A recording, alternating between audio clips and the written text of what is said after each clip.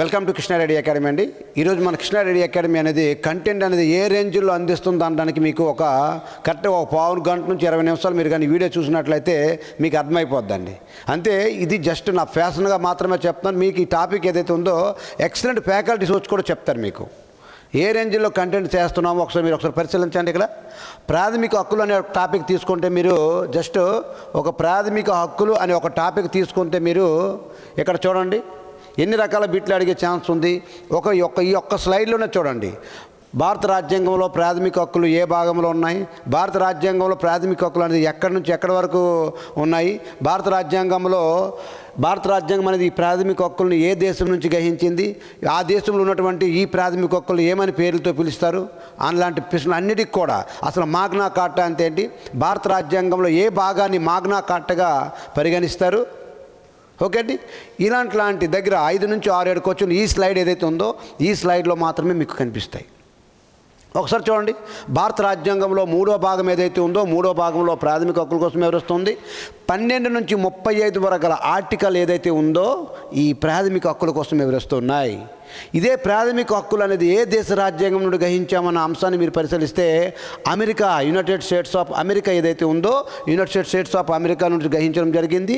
United states of అమెరికాలో ఈ ప్రాథమిక హక్కుల్ని ఏ పేరుతో పిలుస్తారంటే చూడండి మిత్రమా, ఈ బిల్ ఆఫ్ రైట్స్ ఏదైతే ఉందో ఈ బిల్ ఆఫ్ రైట్స్ ఏదైతే ఉందో ఈ బిల్ ఆఫ్ రైట్స్ అనేది తీసుకుంటారు. అండ్ భారత రాజ్యాంగంలో మాగ్నా కార్టాగా పిలువబడేటువంటి భాగం ఏదంటే మన 3వ భాగం ఏదైతే ఉందో ప్రాథమిక హక్కులు ఏదైతే ఉందో దీన్ని మాగ్నా కార్టాగా అభివర్ణిస్తారు. అసలు మాగ్నా కార్టా అంటే ఏంటంటే ఒక ప్రపంచంలో జరిగేటువంటి ఒక విప్లవాత్మకమైన మార్పునే మాగ్నా కార్టాగా పరిగణిస్తారు. అదేవిధంగా లిఖితపూర్వకంగా 1215 సంవత్సరం ఏదైతే ఉందో మన ఇంగ్లాండ్ దేశానికి చెందినటువంటి రాజు ఎవరైతే ఉన్నాడో కింగ్ జాన్ ఎవరైతే ఉన్నారో అప్పటి వరకు చాలామంది రాజులు ప్రజల యొక్క క్షేమాలు చూస్తామని చెప్పడమే తప్ప లిఖితపూర్వకంగా ఇచ్చినటువంటి సందర్భాలు ఏవీ లేవు. సో దానిలో దృష్టిలో పెట్టుకొని మన 1215 సంవత్సరంలో కింగ్ జాన్ ఎవరైతే ఉన్నారో ఇంగ్లాండ్ రాజు ఎవరైతే ఉన్నారో ఆయన ఒక లిఖితపూర్వకంగా ఒక సారాంశాన్ని ఇచ్చారు. అదే ఈరోజు మాగ్నా కార్టాగా ప్రసిద్ధి చెందింది. కాబట్టి మనకు డైరెక్ట్గా ఎగ్జామ్ పాయింట్లు పెట్టి ఏమడుగుతున్నాడంటే భారతదేశంలో భారత రాజ్యాంగంలో మాగ్నా కార్టాగా పిలువబడేటువంటి భాగం ఏది అని చాలా క్లారిటీగా అడుగుతున్నాడు. సో ఈ 3వ భాగం ఏదైతే ఉందో 3వ భాగం అండి. అండ్ అదేవిధంగా చూస్తున్నాండి మీకు ఇంగ్లీష్ మీడియం స్టూడెంట్స్ ఎవరైతే ఉన్నారో ఇంగ్లీష్ మీడియం స్టూడెంట్స్ కూడా కావాల్సినటువంటి ప్రతి అంశం కూడా చాలా క్లారిటీగా మీకు అందించడం జరుగుతుంది. అదేవిధంగా చూడండి లాస్ట్ టైం బిట్ అడిగాడండి, ఏమడిగాడంటే స్వేచ్ఛ, సమానత్వం, సౌభ్రతత్వం అనే పదాలు ఏ రాజ్యాంగం నుండి గ్రహించబడింది, ఏ విప్లవం నుండి తీసుకోబడింది, లేక సాంఘిక, ఆర్థిక, రాజకీయ అనే అంశాలు ఏ విప్లవం నుండి తీసుకుంది, ఏ సంవత్సరంలో తీసుకుంది అని బిట్లు కూడా వచ్చాయి. రాష్ట్రం గత గ్రూప్ 1 అవ్వచ్చు, గ్రూప్ 2 అవ్వచ్చు, ఎస్ఐ అవ్వచ్చు, కానిస్టేబుల్ అవ్వచ్చు, లాంటి ఎగ్జామ్లో నెంబర్ ఆఫ్ టైమ్స్ అడిగినటువంటి బిట్లు ఏవంతే ఇక్కడ చూడండి. ఇక్కడ పెంచి మానవ హక్కుల ప్రకటన ఏదైతే ఉందో 1789లో జరిగింది. ఓకే అంటే చూడండి ఎంత క్లారిటీగా ప్రతి అంశం కూడా నీ కంటికి అద్దినలాగా మన ఆఫ్లైన్లో పిల్లడికి కంటికి అద్దినలాగా 1,00,000 మంది పోటీ వచ్చిన నిన్ను పోటీలో నిలిపే విధంగా అటు గ్రౌండ్ పరంగా అండ్ ఎడ్యుకేషన్ పరంగా ముందుకెళ్తున్నాం.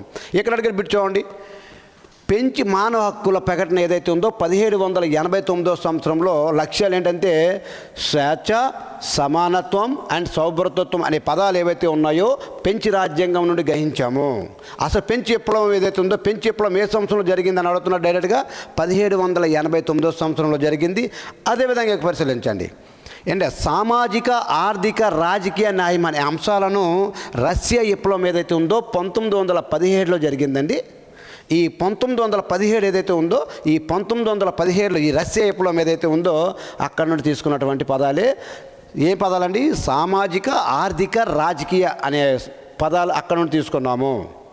ఓకే అండి, క్లారిటీకి బిట్ అడుగుతున్నాడు. సింపుల్ బిట్ ఏం అడుగుతున్నాడు అంటే సామాజిక, ఆర్థిక, రాజకీయ అనే పదాలు ఏ విప్లవం నుండి తీసుకున్నాము అని ఎంత క్లారిటీగా బిట్ అడిగినప్పుడు ఇదిగోండి ఈ రష్యా విప్లవం ఏదైతే ఉందో 1917 సంవత్సరం రష్యా విప్లవం ఏదైతే ఉందో ఆ విప్లవం తీసుకున్న పదాలే భారత రాజ్యాంగంలోకి సామాజిక, ఆర్థిక, రాజకీయ నిర్ణయాలు తీసుకున్నాము.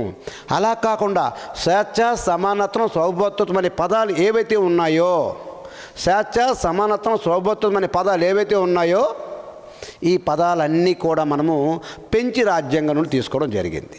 ఆ పెంచి ఎప్పుడు జరిగిందండి? 1789 సంవత్సరంలో పెంచి విప్లవం జరిగింది. ఆ విప్లవం తీసుకున్నాం.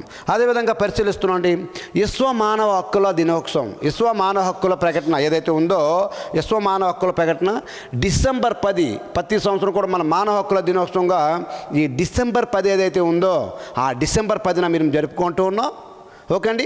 అది విశ్వ మానవ హక్కుల ఉమెన్ రైట్స్ డే అనేది డిసెంబర్ 10న ఏ సంవత్సరం జరుపుకుంటున్నామని బిట్టి అడిగితే 1948 ఏదైతే ఉందో ఈ 1948 సంవత్సరం నుంచి మనము దీన్ని జరుపుకోవడం జరుగుతుంది. 1948 డిసెంబర్ 10 నుంచి విశ్వ మానవ హక్కుల దినోత్సవంగా ఉమెన్ రైట్స్ డేగా జరుపుకుంటున్నాం ప్రతి ఏటా. సో ఆడు ఏ రేంజ్కి వెళ్ళి బిట్లు అడిగినా 100% నేను కంటెంట్ పెట్టే విధంగా మన అకాడమీ తయారవుతుంది. ఈరోజు మీకు కంటెంట్ పరంగా నేను ఏదైతే మిగతా వాళ్ళతో సమానం ఈక్వల్గా చేయగలిగానో, తర్వాత మనల్ని టచ్ చేసేటువంటి అవకాశం ఎవరికి లేనంత విధంగా మీకు ఈరోజు మనం కంటెంట్ చూసుకోండి. నన్ను చూసి కాదు మిత్రమా, నా కంటెంట్ చూసి నా చెప్పే గ్రౌండ్ విధం చూసి మీరు రావచ్చు. 100% చూడండి. ప్రతిదీ కూడా చూసుకున్న తర్వాత మోడల్ పేపర్ చెక్ చేసుకొని నేను టాపిక్ అయిపోయిన తర్వాత ఒకసారి 2 సార్లు చూసిన తర్వాత video you go for model papers check చేయండి. వాడు ఏ రేంజ్కి వెళ్ళినా నువ్వు బిట్ టచ్ చేసే విధంగా రెడీ చేస్తున్నాం. అదేవిధంగా చూడండి, ఇంగ్లీష్ మీడియం పిల్లలు ఎవరైతే ఉన్నారో ఇంగ్లీష్ మీడియం పిల్లలకు కూడా ప్రతి స్లైడ్ కూడా అందించడం జరుగుతుంది. ఆఫ్లైన్లో అంతే వాడికి ఇన్ డీటెయిల్డ్గా ప్రతి పాయింట్ టు పాయింట్ చదివి వినిపించి వాడు మైండ్లో ఫిక్స్ చేసే విధంగా ఓన్లీ నోట్ మాటలు చెప్పడం కాదండి, కంటెంట్ అందిస్తున్నాం. చెక్ చేసుకోండి. ఓకే అండి. అదేవిధంగా చూడండి, స్లైడ్ నెంబర్ 3 కూడా మీరు ఒకసారి పరిశీలించండి. ఇదే ప్రాథమిక హక్కులకి మెంబర్ ఆఫ్ ద చాలామంది కూడా అనేక వ్యాఖ్యలు చేశారు. చూడండి, ఇదే ప్రాథమిక హక్కులు భారత రాజ్యాంగానికి ఆత్మ వంటివి అని ఎవరు అన్నారంటే మన జవహర్లాల్ నెహ్రూ, మొట్టమొదటి ప్రధానమంత్రి ఎవరైతే ఉన్నారో 1947 నుంచి 1964 వరకు భారత ప్రధానిగా చేసి పదవిలో ఉండగా మరణించినటువంటి ప్రధానమంత్రిగా, మన మొట్టమొదటి ప్రధానమంత్రిగా జవహర్లాల్ నెహ్రూ ఉన్నారు. ఆయన మన ప్రాథమిక హక్కుల కోసం ఏమన్నారంటే భారత రాజ్యాంగానికి ప్రాథమిక హక్కులు అనేది ఆత్మ వంటివి అని ఒక కొటేషన్ ఇచ్చారు. సో దీనిపైన కూడా నెంబర్ ఆఫ్ టైమ్స్ మీకు బిట్ రావడం జరిగింది. అదేవిధంగా చూడండి, హెచ్జే లాస్కీ ఎవరైతే ఉన్నారో ఏమంటున్నారంటే ఒక రాజ్యాంగం యొక్క గొప్పతనం ఏదైతే ఉందో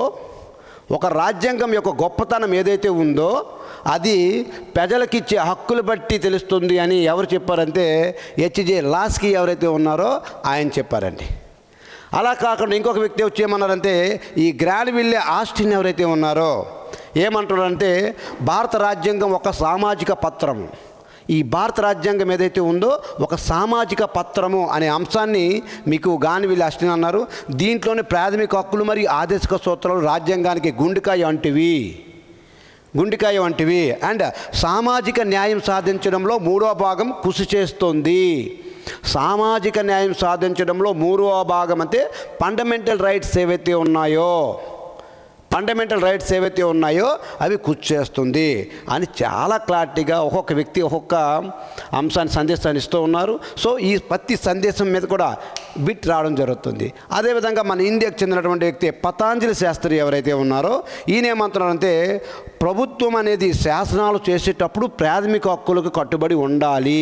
చాలా క్లారిటీగా బిట్ ఏమంటుందంటే ప్రభుత్వం అనేది శాసనాలు చేసినప్పుడు ప్రాథమిక హక్కులకి కట్టుబడి ఉండాలి అనే అంశాన్ని ఎవరు బోధించారు అని అడుగుతారండి. మీకు చాలా చెప్తున్నాను కదా, ఎంత కంటెంట్ మీకు కావాలో అంత కంటెంట్ కూడా మీకు మేము అందించడానికి మన అకాడమీ ఆల్ టాపిక్స్ పైన పూర్తిగా ఆల్ రౌండర్ ప్రదర్శన ఏదైతే ఉందో అంత లెవెల్లో కూడా మనం చేయడానికి సిద్ధంగా ఉన్నాం. ఈరోజు రానున్న 25 సంవత్సరాలు కూడా మన కృష్ణారెడ్డి అకాడమీ అనడంలో ఎటువంటి సందేశం లేదు. నేను మీకు ఈ 20 సంవత్సరాలు కూడా నెక్స్ట్ వచ్చే 25 సంవత్సరాలు కూడా మనది అన్న రేంజ్లో తీసుకుని వెళ్ళి మీకు 100% కంటెంట్ అందించడానికి సిద్ధంగా ఉన్నాం. ఒకసారి పరిశీలిస్తూ ఉన్నాండి. అదేవిధంగా చూడండి, అదేవిధంగా ఇంగ్లీష్ మీడియం స్టూడెంట్స్ కూడా ఈ స్లైడ్స్ మొత్తం ఒకసారి చెక్ చేసుకోవచ్చు. అండ్ నెక్స్ట్ స్లైడ్ కూడా ఒకసారి పరిశీలించండి. ఈ ప్రాథమిక హక్కుల యొక్క నేపథ్యం ఏదైతే ఉందో ఈ ప్రాథమిక హక్కుల యొక్క నేపథ్యం అనేది చాలా చాలా ఇంపార్టెంట్ అండి. దీనిపై నుంచి కూడా బిట్లు వస్తున్నాయి. అంతే ప్రతి కోణంకి ఒక బిట్ ప్రతి కోణాన్ని కూడా తీసుకొచ్చి అక్కడ ఏ విధంగా మీకు బిట్స్ అడుగుతున్నాడో అన్ని విధాలుగా కూడా మీకు ముందుకు తీసుకెళ్తూ ఉన్నాం. ఈ కోణం ఏంటో ఒకసారి పరిశీలించండి. ప్రాథమిక హక్కుల యొక్క నేపథ్యం ఏదైతే ఉందో మొదటి ప్రస్తావన, ఈ ప్రాథమిక హక్కుల కోసము మొట్టమొదటిసారిగా ఎవరు ప్రస్తావించారు అని బిట్ అడుగుతున్నాడు. సో దాని యొక్క ఆన్సర్ ఏంటంటే మన లోకమాన్య బాలగంగాధర తిలక్ ఎవరైతే ఉన్నారో, ఎవరైతే ఉన్నారో ఆయన 1895 సంవత్సరంలో ఈ ప్రాథమిక హక్కులను మొదటిసారిగా ప్రస్తావించారండి. మిత్రమా చూడండి, కంటెంట్ చూసుకోండి. భారతదేశంలో ప్రాథమిక హక్కుల కోసం మొట్టమొదటిసారిగా ఎవరు చర్చించారు అంటే మన బాలగంగాధర తిలక్ అయినటువంటి లోకమాన్య బాలగంగాధర తిలక్ ఎవరైతే ఉన్నారో స్వరాజ్ అనే బిల్లు, ఏ బిల్లు అండి? ఈ స్వరాజ్ అనే బిల్లులో 1895 సంవత్సరంలో ప్రాథమిక హక్కులను తొలిసారిగా ప్రస్తావించారు. అదేవిధంగా మన మహాత్మా గాంధీ కూడా మన మహాత్మా ఎవరైతే ఉన్నారో గాంధీ గారు కూడా 1922 సంవత్సరంలో ద యంగ్ ఇండియా అనే పత్రికలో చాలా క్లారిటీగా చూడండి. 1922 సంవత్సరంలో ఈ యంగ్ ఇండియా అనే పత్రిక ఏదైతే ఉందో, ఈ యంగ్ ఇండియా అనే పత్రికలో చాలా క్లారిటీగా భారతీయులకి ప్రజలకు హక్కులు ఉండాలని తన యంగ్ ఇండియా అనే పత్రికలో చాలా వివరించడం జరిగింది.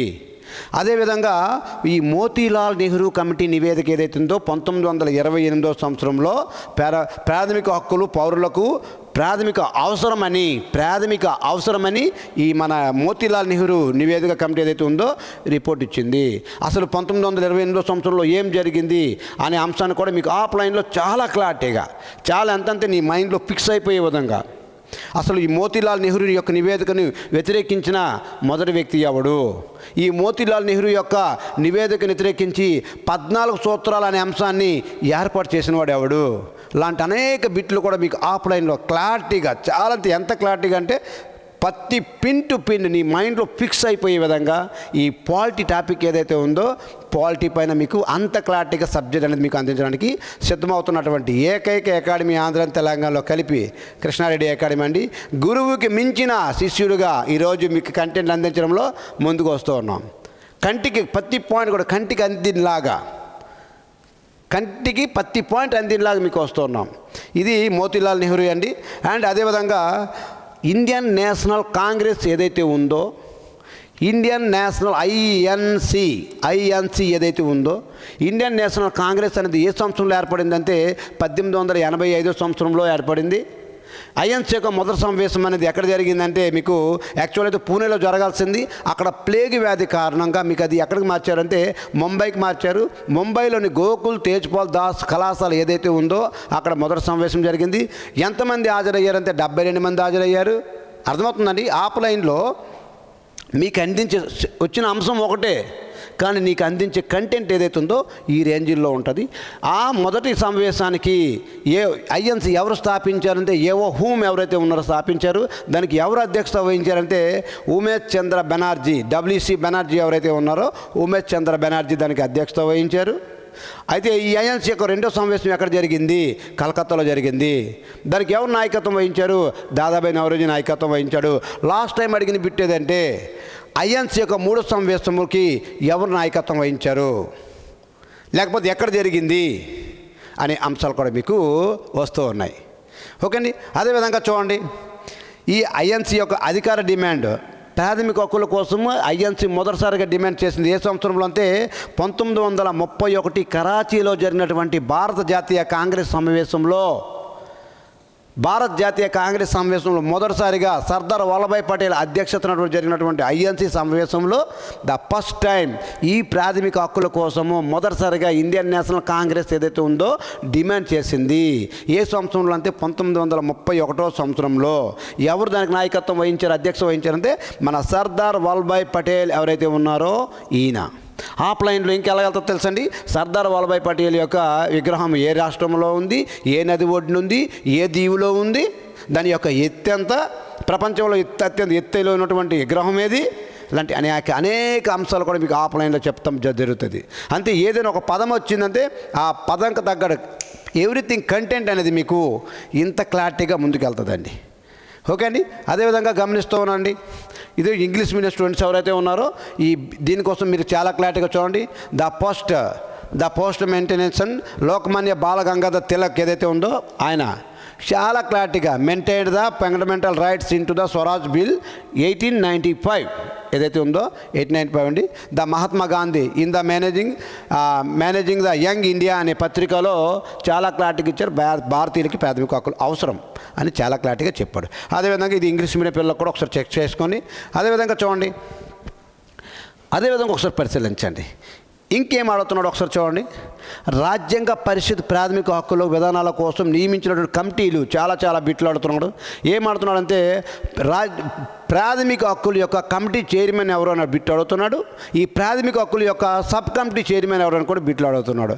ఆ 2 బిట్లు కూడా మీకు ఇక్కడ కవర్ చేయడం జరిగింది. చూడండి, ప్రాథమిక హక్కుల యొక్క కమిటీ యొక్క చైర్మన్ ఎవరు బిట్ అడుగుతున్నారు. ఎవరైతే మన సర్దార్ వల్లభాయ్ పటేల్ ఎవరైతే ఉన్నారో సర్దార్ వల్లభాయ్ పటేల్ గారు ఈ ప్రాథమిక హక్కుల కోసం సర్దార్ వల్లభాయ్ పటేల్ గారు చైర్మన్గా వ్యవహరించారు. దానికి ఉపసంఘం ప్రాథమిక హక్కుల ఉప కమిటీ చైర్మన్ ఎవరైతే ఉన్నారో జేబీ కుపాలాని ఎవరైతే ఉన్నారో జేబీ కుపాలాని గారు ఉన్నారండి. ఓకే అండి. భారత రాజ్యాంగానికి చిత్తు రాజ్యాంగాన్ని రాసినటువంటి వ్యక్తి ఎవరైతే బెనగల నరసింహరావు ఎవరైతే ఉన్నారో భారత చిత్తు రాజ్యాంగాన్ని రాశారు. మీరు కామెంట్ చేయండి, ఆ చిత్తు రాజ్యాంగంలో ఎన్ని ఆర్టికల్స్ ఉన్నాయి, ఎన్ని భాగాలు ఉన్నాయి. ఈచ్ అండ్ ఎవ్రీ కంటెంట్ మీకు ఆఫ్లైన్లో చాలా క్లారిటీగా అందిస్తాం మిత్రమా. కంటెంట్ చూసి మాత్రమే రండి, మమ్మల్ని చూసుకోవద్దు. నీకు కంటెంట్ 100% నచ్చిందా, ఎస్ ఇక్కడ కంటెంట్ ఉంది, 100% నేను జాబ్ కొట్టి సాధించగలను అన్న దృఢమైన సంకల్పము నమ్మకం ఉంటే మీరు ఎక్కడికి వచ్చి జాయిన్ అవ్వచ్చు. దీనికి మించి కంటెంట్కి మించినటువంటి గ్రౌండ్ ట్రైనింగ్ నడుస్తుంది. క్వాలిఫైడ్ ఎన్ఎస్ కోచ్ ఆధీనంలో ఎన్ఎస్ ఆధీనంలో జరుగుతుంది. ఎంతమంది పోటీ వచ్చినా నిన్ను విజయం వైపు నడిపించే విధంగా నా యొక్క ప్రణాళికలు ఉంటాయి. అది గమనిస్తూ ఉండండి. చూడండి, బిఎన్ రావు బెనగల నరసింహరావు ఎవరైతే ఉన్నారో అంతర్జాతీయ న్యాయస్థానంలో పనిచేసినటువంటి మొట్టమొదటి భారతీయుడు ఎవడంటే మన బెనగల నరసింహరావు ఎవరైతే ఉన్నారో ఆయనండి. ఓకే, మన భారతదేశానికి చిత్తు రాజ్యాంగాన్ని రాశారు. ఆయన కూడా రూపొందించినటువంటి చిత్తు రాజ్యాంగంలో న్యాయ సంరక్షణకు అవకాశం ఉన్న హక్కులు మరియు ప్రాథమిక హక్కులు మరియు న్యాయ సంరక్షణకు అవకాశం లేని హక్కులు ఏమంటారంటే ఆదేశిక సూత్రాలు ఏవైతే ఉన్నాయో ఆదేశిక సూత్రాలు. అంతే మన బెనగల నరసింహరావు రాసినటువంటి రాజ్యాంగంలో ఎలా ఉంటుంది అంటే ప్రాథమిక హక్కులకు న్యాయ సంరక్షణ ఉంటుందని చెప్పారు, అండ్ ఆదేశిక సూత్రం న్యాయ సంరక్షణ లేదని చెప్పారు. అదే అంశాన్ని ఈరోజు మన భారత రాజ్యాంగంలో పొందుపరిచి ఉంది. సేమ్ న్యాయస్థానాల ద్వారా సంరక్షించుకోవడానికి ఉన్న అవకాశం ఉన్నటువంటి హక్కులు ఏవి, ప్రాథమిక హక్కులు. ఓకే అండి. న్యాయస్థానం ద్వారా సంరక్షించుకోవడానికి అవకాశం లేని హక్కులు ఏవంటే ఆదేశిక సూత్రాలు. ప్రాథమిక హక్కులు అనేది మనం అమెరికా నుండి తీసుకున్నాము, బిల్ ఆఫ్ రైట్స్ నుండి తీసుకున్నాము. ఆదేశిక సూత్రాలు ఏవైతే ఉన్నాయో ఐర్లాండ్ రాజ్యాంగం ఏదైతే ఉందో ఐర్లాండ్ రాజ్యాంగం నుండి తీసుకున్నాము. ఓకే అండి. ప్రతి అంశం కూడా ఇంత క్లారిటీగా ఇంత కంటెంటెంట్గా మీకు ముందుకు తీసుకెళ్ళడం జరుగుతుంది. ఇది ఇంగ్లీష్ మీడియం పిల్లలు ఎవరైతే ఉన్నారో ఇంగ్లీష్ మీడియం పిల్లలు ఒకసారి చెక్ చేసుకోవచ్చు. అదేవిధంగా చూడండి, ఇంకా వెళ్ళి మాట్లాడితే భారత రాజ్యాంగంలో మనకి ఎక్కడి నుంచి ఆర్టికల్ తెలుసు అంటే 14 నుంచి ఆర్టికల్ మాత్రమే మనకు తెలుస్తాయి. 14 ఏంటంటే చట్టం ముందు అందరూ సమానమే అనుకుంటాము. మరి కంటే 14 కంటే కొన్ని ముందు 2 ఆర్టికల్స్ ఉన్నాయి, చాలా ఇంపార్టెంట్ ఆర్టికల్స్. ఏంటంటే 12వ ఆర్టికల్ ఉంటుంది, అదేవిధంగా 13వ ఆర్టికల్ కూడా ఉంటుంది. అంటే 12వ ఆర్టికల్ అనేది చాలా కీలకమైనది. రాజ్యం యొక్క నిర్వచనం కోసం వివరిస్తుంది. ఆర్టికల్ నెంబర్ 12 ఏమి వస్తుందంటే రాజ్యం అంటే ఏంటి, రాజ్యం యొక్క నిర్వచనం అంటే ఏంటి, రాజ్యం పరిధిలోకి ఏ అంశాలు వస్తాయి, రాజ్యం పరిధిలోకి ఏ అంశాలు రావు. లాస్ట్ టైం బిట్ అడిగాడు, రాజ్యం యొక్క పరిధిలోకి ఏ అంశాలు రావు అని బిట్ అడిగాడు. అంతే ఈ 12వ ఆర్టికల్ పైన ఏదైతే ఉందో చాలా క్లారిటీగా పూర్తిగా నీకు అవగాహన ఉంటే కానీ నువ్వు బిట్టు పెట్టలేనటువంటి పరిస్థితి. ఈరోజు చాలా ఉన్నాయి మనకి వృద్ధాశ్రయాలు ఇలాంటివి ఉన్నాయి. అవి రాజ్యం పరిధిలోకి వస్తాయా అంటే కొన్ని వస్తాయి, కొన్ని రావు. ప్రభుత్వం యొక్క డబ్బులతో నడిచేటువంటి సంస్థలు ఏవైతే ఉన్నాయో ఆ యొక్క రాజ్యం పరిధిలోకి వస్తాయి. ప్రభుత్వం కాకుండా ప్రైవేటు వ్యక్తుల యొక్క ఆధీనంలో పనిచేస్తున్నటువంటి కొన్ని వృద్ధాశ్రయాలు ఇలాంటివి ఏవైతే ఉన్నాయో అవి రాజ్యం పరిధిలోకి రావు, వాటికి ట్యాక్స్ ఉండదు. ఓకే అండి. ఇంత క్లారిటీగా ప్రతి అంశాన్ని కూడా రాజ్యం పరిధిలోకి ఏమి వస్తుంది చూడండి. కేంద్ర ప్రభుత్వం వస్తుంది, శాసన కార్యనిర్వాహక శాఖలు కూడా రాజ్యం పరిధిలోకి వస్తాయి. ప్రతి ఒక్కడు కూడా 2005 ఇన్ఫర్మేషన్ యాక్ట్ దానికి కట్టుబడి ఉండాలి. ప్రతి ఒక్కరు సమాధానం చెప్పాలి.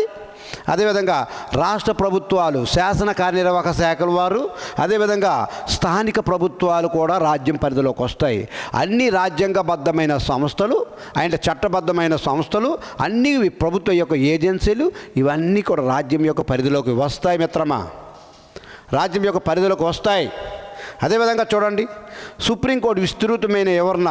అంటే మనకి ఈ యొక్క రాజ్యం యొక్క నిర్వచనం కోసము చాలామంది అనేక కేసులు నడుస్తూ ఉండేవి, అనేక కేసులు వేస్తున్నారు. కొన్ని అంశాలు రాజ్యం పరిధిలోకి రావు అంటే అప్పుడు సుప్రీంకోర్టు కలెక్ట్ చేసుకుని కేసు ఏదైతే మీకు సుప్రీంకోర్టు ఇస్తుంది. అజయ్ హసీనా వర్సెస్ ఖలీద్ మసీద్ ఏదైతే ఉందో 1981 సంవత్సరంలో మొదటిసారిగా ఒక కేసు చేయడం జరిగింది.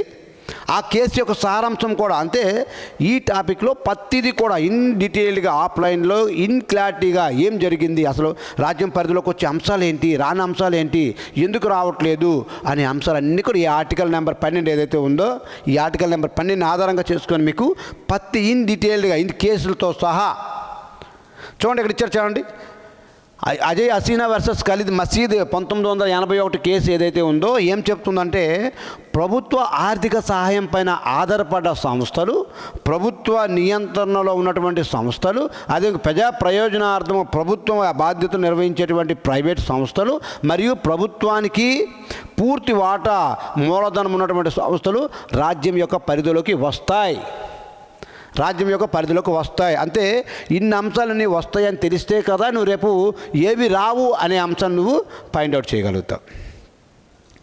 ఓకే అండి, ఇంత క్లారిటీగా ప్రతి అంశాన్ని కూడా మీకు 100% నువ్వు సక్సెస్ఫుల్ అయ్యే విధంగా ఈ ఆర్టికల్ నెంబర్ 12 కూడా 12 అంటే రాజ్యం యొక్క నిర్వచనం, రాజ్యం అంటే ఏంటి, రాజ్యం యొక్క నిర్వచనం, రాజ్య పరిధిలోకి ఏ వస్తాయి, రాజ్యం పరిధిలోకి ఏటేటి రావు అనే అంశాలన్నీ కూడా మీకు ఇన్ డీటెయిల్డ్గా ఆఫ్లైన్లో చాలా క్లారిటీగా ప్రతిదీ కూడా 12 ఆర్టికల్ నేర్పుకుంటూ వెళ్ళడం జరుగుతుంది.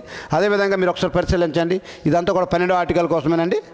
సో అదేవిధంగా చూడండి, ఆర్టికల్ నెంబర్ 13 కూడా చూడండి, చాలా కూడా ఈరోజు న్యాయస్థానాలు న్యాయ సమీక్ష కిందకు వస్తాయా అంటే రావు. ఏ ఆర్టికల్ చెప్తుంది, ఆర్టికల్ నెంబర్ 13 చెప్తుంది. అంటే ఈ ప్రాథమిక హక్కులకు విరుద్ధంగా ఉన్నటువంటి శాసనాలు ఏవైనా ఉన్నాయనుకోండి, అవి చట్టాలుగా చెల్లవు అని చెప్తుంది న్యాయస్థానాలు చెప్తాయి. ఏ ఆర్టికల్ ప్రకారం అంటే ఆర్టికల్ నెంబర్ 13 ఏదైతే ఉందో 13 ఇన్ డీటెయిల్గా మీకు చెప్పాలంటే ఆర్టికల్ నెంబర్ 13 దేనికోసం వివరిస్తుంది, న్యాయ సమీక్ష. ఓకే అండి, జ్యుడిషియల్ రివ్యూ ఏదైతే ఉందో, న్యాయ సమీక్ష ఏదైతే ఉందో ఈ న్యాయ సమీక్ష కోసం వివరిస్తుంది.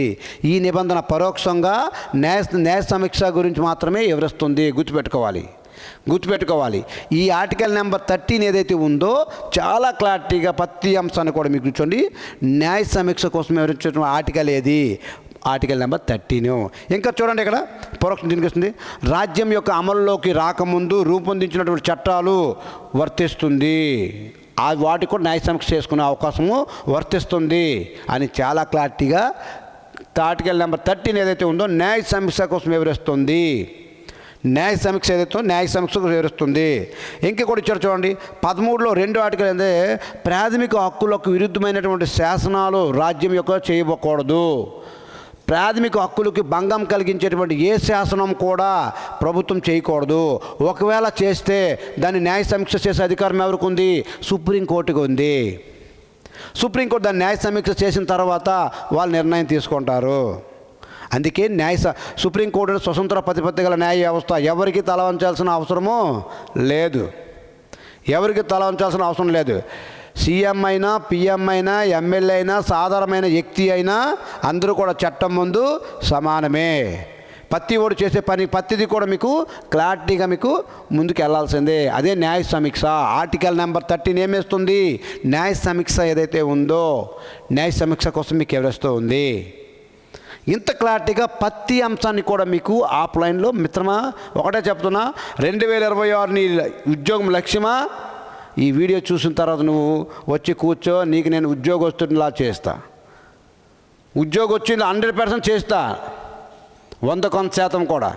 ఇది క్వశ్చన్ నెంబర్ మన ఆర్టికల్ నెంబర్ 13 ఏదైతే ఉందో న్యాయ సమీక్ష కోసం వివరిస్తూ ఉంది. అదేవిధంగా మీరు పరిశీలిస్తూ ఉండండి. చూడండి, న్యాయ సమీక్ష పరిధిలోకి రానటువంటి అంశాలు ఏవి అంటే న్యాయస్థానాలు అనేది న్యాయ సమీక్ష పరిధిలోకి రావు. న్యాయస్థానాలు ఏవైతే ఉన్నాయో ఈ న్యాయస్థానం అనేది న్యాయ సమీక్ష పరిధిలోకి రావు అన్న అంశాన్ని కూడా మీకు ఆర్టికల్ నెంబర్ 13 ఏదైతే ఉందో దాంట్లో మీరు చాలా క్లారిటీగా నేర్చుకోవచ్చు. ఓకే అండి, ఇలాంటి అంశాలన్నీ కూడా మీకు చాలా క్లారిటీగా చెప్పడం జరుగుతుంది. ఇది ఆర్టికల్ నెంబర్ 13 అండి.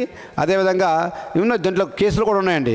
Keshavanand Bharati versus union of India case, Kerala ప్రభుత్వం కేసు అవ్వచ్చు, అనేక కేసులు ఉన్నాయి. ఈ కేసులన్నిటి కూడా ఒకే దగ్గర క్రోడీకరించి చాలా క్లారిటీగా ఏ కేసు యొక్క సారాంశం ఏంటి, ఎందుకు ఆ కేసు వేశారు, ఆ కేసు యొక్క ఇన్ డీటెయిల్ అంశం ఏంటి, కేసులన్నీ ఒక దగ్గర తీసుకొచ్చి చాలా క్లారిటీగా మీకు ఎక్స్ప్లెయిన్ చేయడం జరుగుతుంది.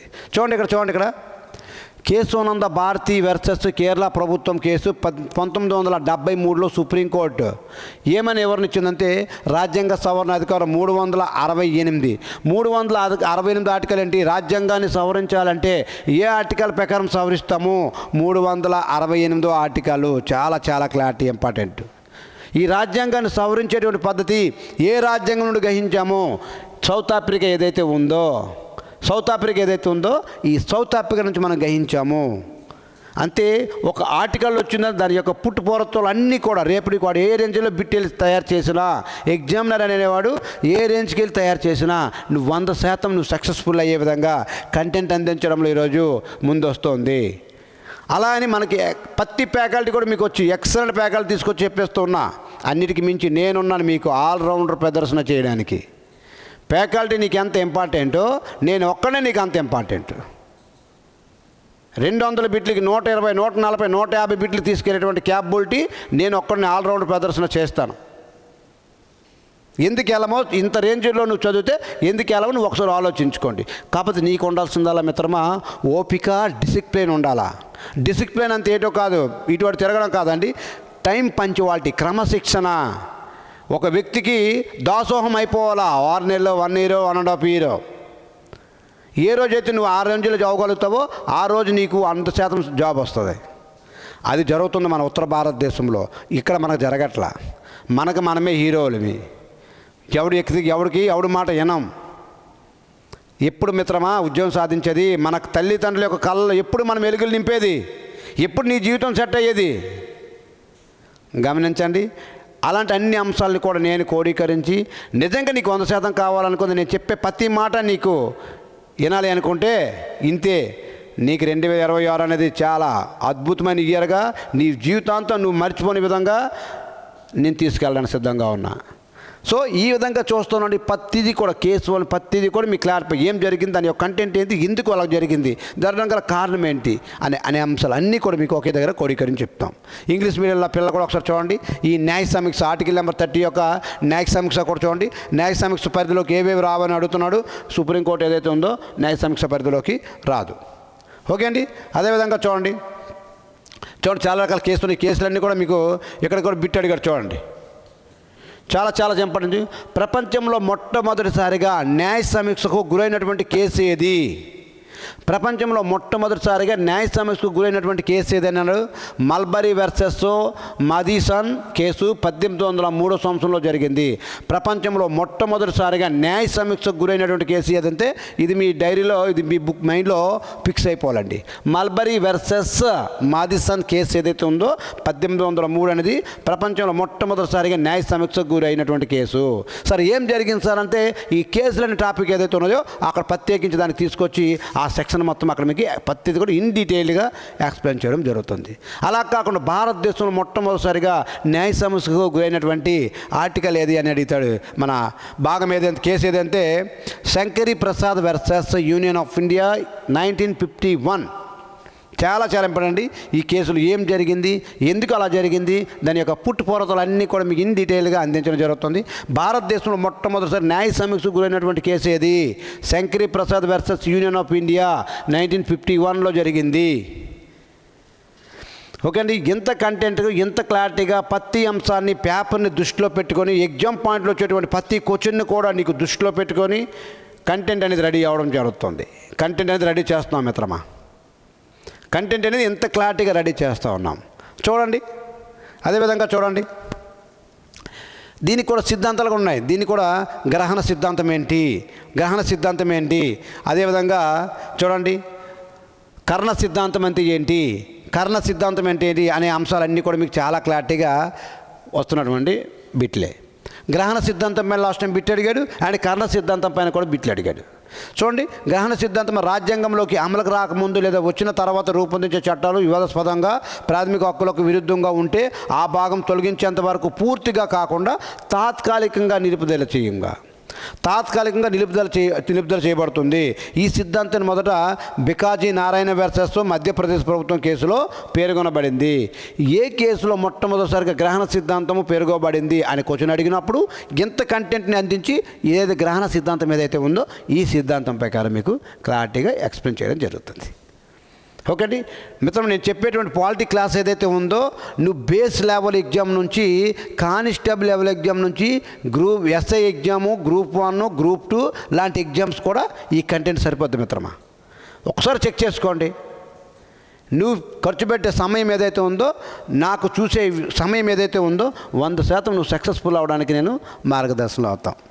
అదేవిధంగా మీకు చూడండి, అక్కడ కర్ణ సిద్ధాంతం కూడా చూడండి, చాలా క్లారిటీగా అడిగాడు. కర్ణ సిద్ధాంతం ఏ కేసులో కూడా అడిగాడు. నెక్స్ట్ చూడండి, ప్రాథమిక హక్కుల యొక్క వర్గీకరణ. ఈ ప్రాథమిక హక్కుల యొక్క వర్గీకరణ దీనిపైన లాస్ట్ టైం బిట్ అడిగాడు. మత స్వేచ్ఛ హక్కు అనేది ఏ ఆర్టికల్ నుంచి ఏ ఆర్టికల్ వివరిస్తుంది? ఓకే, స్వతంత్రపు హక్కు అనేది ఏ ఆర్టికల్ నుంచి ఏ ఆర్టికల్ వరకు వివరిస్తుంది?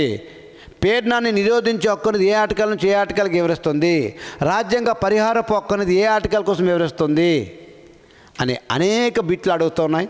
అనేక బిట్లు కూడా దీని యొక్క వర్గీకరణ ఈ కోణంలో ఒకసారి భారత రాజ్యాంగం ఏదైతే ఉందో భారత రాజ్యాంగం అమల్లోకి వచ్చినప్పుడు భారత రాజ్యాంగంలో ఎన్ని రకాల హక్కులు ఉండేవంటే 7 రకాల హక్కులు ఉండేవి. భారత రాజ్యాంగం అమల్లోకి వచ్చిన ఎన్ని రకాల హక్కులు ఉండేవండి? 7 రకాల హక్కులు ఉండేవి. కాలక్రమంలో ఈ 7వ హక్కు అయినటువంటి ఆస్తి హక్కు అనేది ఈ ఆస్తి హక్కు అనేది ఆర్టికల్ నెంబర్ 31ని తొలగించి, గుర్తుపెట్టుకో మిత్రమా, ఆస్తి హక్కు అనేది 31వ ఆర్టికల్లో ఉండేది. ఈ 31వ ఆర్టికల్ని తొలగించి 300A అనే ఆర్టికల్లో చేర్చడం జరిగింది. ఏ రాజ్యాంగ సవరణ ద్వారా? 44వ రాజ్యాంగ సవరణ ద్వారా 1978 ఏదైతే ఉందో ఇంత క్లారిటీగా ప్రతి అంశాన్ని కూడా మీకు చెప్పడం జరుగుతుంది. ఓకే అండి, ప్రస్తుతం భారత రాజ్యాంగం ఎన్ని హక్కులు ఉన్నాయి? 6 హక్కులు ఉన్నాయి. 6 హక్కుల్లో మొదటి హక్కు ఏది? సమానత్వపు హక్కు. సమానత్వపు హక్కు కోసం వివరించిన ఆర్టికల్ ఎంత? 14 నుంచి 18 వరకు గల ఆర్టికల్స్ ఏవైతే ఉన్నాయో, 14 నుంచి 18 వరకు గల ఆర్టికల్స్ ఏవైతే ఉన్నాయో సమానత్వం కోసం వివరిస్తున్నాయి. చట్టం ముందు అందరూ సమానులే, ఆర్టికల్ నెంబర్ 14. అస్పృశ్యత నివారణ, అంటరానితనాన్ని నిషేధము, అన్టచబిలిటీ అనే ఆర్టికల్ కోసం వివరించే ఆర్టికల్ ఏది? 17. ఓకే అండి, ప్రతి అంశం కూడా మీకు క్లారిటీగా డీటెయిల్డ్గా చాలా క్లారిటీగా కంటెంట్ అందించడంలో ముందుంది. నీకు కంటెంట్ నచ్చితే ఈ వీడియో ఒకసారి లైక్ చేయండి, మీ ఫ్రెండ్స్కి షేర్ చేయండి. ఓకే అండి, నిజంగా నీకు 100% కావాలనుకుంటే మాత్రం, ఉద్యోగం కావాలంటే మాత్రం కృష్ణారెడ్డి అకాడమీ ఆఫర్ చేస్తుంది. లేదు సార్ మాకు కంటెంటే కావాలి అనుకుంటే మన యూట్యూబ్ ఛానల్ని సబ్స్క్రైబ్ చేసుకోండి. ప్రతి కంటెంట్ కూడా మీకు ఎంత క్లారిటీగా డీటెయిల్డ్గా వస్తుందండి. చూడండి, వ్యక్తి స్వేచ్ఛ స్వాతంత్రపు హక్కు ఏదైతే ఉందో దీనికోసం వివరించే ఆర్టికల్ అంతా 19 నుంచి 22 వరకు ఆర్టికల్స్ ఏవైతే ఉన్నాయో ఇవి మీకు వ్యక్తి స్వేచ్ఛ మరియు స్వాతంత్రపు హక్కు కోసం వివరిస్తూ ఉన్నాయి. ఆర్టికల్ నెంబర్ 19 కోసం నెంబర్ ఆఫ్ మాట్లాడాలి, మినిమం ఒక 2 గంటలు మాట్లాడాలి. ఆర్టికల్ నెంబర్ 19 కోసం మాత్రమే ఈరోజు ఎంత హ్యాపీగా మనం మాట్లాడగలుగుతున్నామంటే కారణం ఆర్టికల్ నెంబర్ 19. ఇంత హ్యాపీగా భారతదేశం మొత్తం తిరగగలుగుతున్నామంటే ఆర్టికల్ నెంబర్ 19. ఓకే అండి, మనకు కావాల్సిన దానికి టూరిజం చేయగలుగుతున్నామంటే ఆర్టికల్ నెంబర్ 19. మనకి ఇష్టం వచ్చిన ప్లేసులో ల్యాండ్ కొనుక్కొని నీకు నచ్చినంత వెళ్ళల్లో ఎలా కాలం అలా కట్టుకొని నివసిస్తున్నామంటే దానికి గల కారణం ఆర్టికల్ నెంబర్ 19. ఏ విధంగా అనేది ప్రతి అంశం కూడా మీకు ఆర్టికల్ నెంబర్ 19 కోసం వివరిస్తాం. అది వ్యక్తి స్వేచ్ఛ మరియు స్వాతంత్ర హక్కు కోసం వివరించే హక్కు ఏదైతే 19 నుంచి 22 వరకు గల ఆర్టికల్స్ ఏవైతే ఉన్నాయో అవి మీకు చాలా క్లారిటీగా వివరిస్తున్నాయి. అదేవిధంగా చూడండి, దోపిడీని నిరోధించే హక్కు ఏవైతే ఉన్నాయో 23, 24 హక్కు ఏవైతే ఉన్నాయో దోపిడీని నిరోధించే హక్కులు. మత స్వాతంత్రపు హక్కు ఏదైతే ఉన్నాయో 25 నుంచి 28 వరకు ఆర్టికల్స్ ఏవైతే ఉన్నాయో మత స్వాతంత్రపు హక్కు కోసం వివరిస్తాయి. ప్రతి పాయింట్ బుల్లెట్ లాగా మైండ్లో ఫిక్స్ చేసుకోవాలి మిత్రమా. ప్రతిదీ బిట్టే. ఇండియన్ పాలిటీలో మీకు కానిస్టేబుల్కి అయితే మీకు 20 మార్కుల వరకు ఇస్తాడు, ఎస్ఐకి అయితే మీకు 30 మార్కుల వరకు ఇస్తాడు. కాబట్టి నేను చెప్పేటువంటి నోట్స్ కంటెంట్ ఒకసారి అలా వీడియోని చూసుకుంటే నీకు 100% నువ్వు సక్సెస్ఫుల్ అయ్యే విధంగా మన యాప్లో, కృష్ణారెడ్డి అకాడమీ యాప్లో మన పాలిటీ అనే టాపిక్ కూడా పెడుతున్నాం. అతి తక్కువ ఖర్చుతో, ఆంధ్ర తెలంగాణలో అతి తక్కువ ఖర్చుతో యాప్ రెడీ అవుతుంది. మీరు అక్కడికి వచ్చి మన యాప్లో ప్రతి వీడియో కూడా చూసుకోవచ్చు. ఓకే మిత్రమా. అదేవిధంగా చూస్తానండి, రాజ్యాంగ పరిహారపు హక్కు ఏదైతే ఉందో, రాజ్యాంగ పరిహారపు హక్కు దానికోసం వివరించి ఆర్టికల్ ఎంత 32. రాజ్యాంగ పరిహారపు హక్కు, రాజ్యాంగ పరిహారపు హక్కు వివరించి ఆర్టికల్ ఎంతండి 32 ఏదైతే ఉందో 32 అండి. ఓకే అండి. మరి సాంస్కృతిక విద్యా హక్కు లాస్ట్ టైం అడిగాడండి. సాంస్కృతిక విద్యా హక్కు, కల్చర్ అండ్ ఎడ్యుకేషనల్ రైట్ ఏదైతే ఉందో దానికోసం వివరించి ఆర్టికల్ ఎంత 29, 30. సార్ మరి 31 ఏంటి? ఆస్తి హక్కు. 7వ భాగం ఏదైతే ఉందో 31 ఆస్తి హక్కు తొలగించబడింది. దేంట్లో చేర్చారు? 300A ఏదైతే ఉందో 300Aలో చేర్చారు. ఏ రాజ్యాంగ సవరణ ద్వారా? 44వ రాజ్యాంగ సవరణ ద్వారా. ఏ సంవత్సరంలో చేర్చారు? 1978 ఏదైతే ఉందో 1978లో 44వ రాజ్యాంగ సవరణ ద్వారా ఈ ఆస్తి హక్కుని ప్రాథమిక హక్కుల జాబితా నుండి తొలగించి 300A అనే ఒక భాగంలో చేర్చినటువంటిది మనది. ఓకే అండి. ఈ విధంగా చూడండి, ఆ విధంగా మీరు చేసుకుంటే ఈ ఆస్తి హక్కు చాలా క్లారిటీగా ఇచ్చారు. చూడండి ఒకసారి మీరు వీడియో ఆపి ఎలా చూసుకుంటే మీరు దీన్ని ఈజీగా చేయొచ్చు. అంటే 300A అనేది ఏ భాగంలో ఉందని అడిగితే 12వ భాగం ఏదైతే ఉందో ఈ 12వ భాగంలో చేర్చడం కూడా జరిగిందండి. ఓకే అండి. ఇంత క్లారిటీగా ప్రతి అంశాన్ని కూడా మీకు ఎక్స్ప్లెయిన్ చేయడం జరుగుతుంది. అండ్ ఆర్టికల్ నెంబర్ 14 ఒకసారి మీరు పరిశీలించండి.